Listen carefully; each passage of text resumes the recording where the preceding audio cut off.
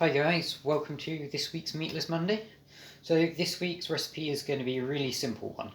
So for this what you're going to need is about 50 grams worth of tempeh, a small handful of radishes, a handful of spinach, about a quarter of a pepper, a few spring onions, and then some form of noodles. This week I'm going to be using udon noodles because I like really thick noodles in my ramen. But if you wanted to, you can use, say, rice noodles, which is good if you're gluten intolerant. Okay guys, let's get started.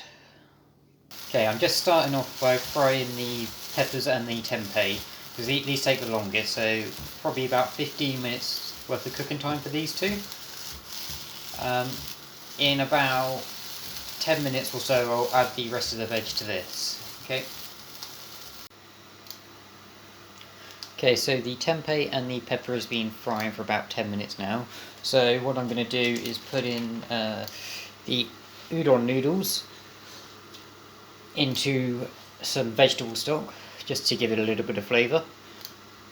Now I'm just going to add the rest of the vegetables to the tempeh and the pepper.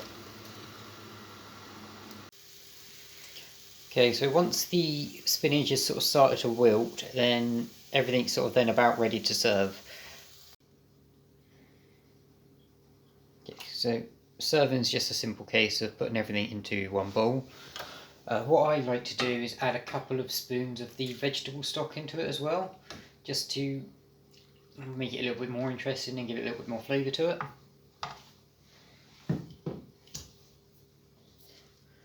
And if you're one for appearances, you can organise this nice and fancily, but I'm just going to put it all into the same bowl.